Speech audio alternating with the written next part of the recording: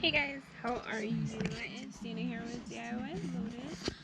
I have been doing a massive cleaning in my house. It's going to be a series. I work constantly 6 to 7 days a week.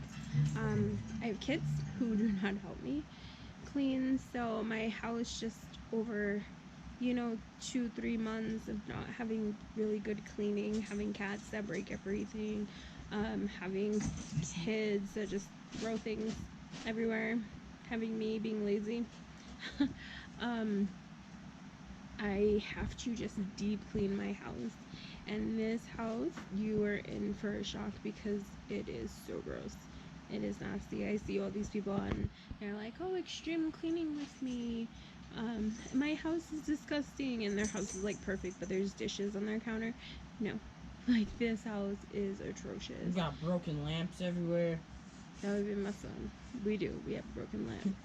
Stand right next to me because of the cat. On top of it.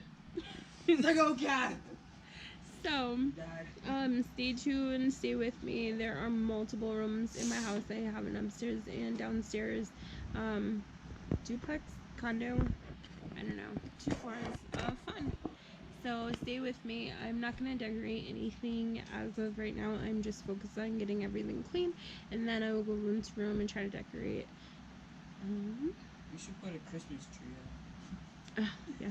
We've been watching How Clean Is Your House, and in every single person's dirty room there's a Christmas tree in the corner somewhere. So we're thinking about getting ours out and just throwing it somewhere.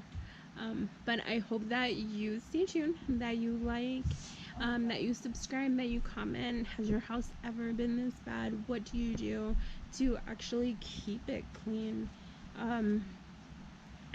I know that like 5 minutes a day can mean, just scrubbing dishes, can mean washing the floor, can mean anything, but for me, like, it's overwhelming, and when it gets overwhelming, I don't know what to do.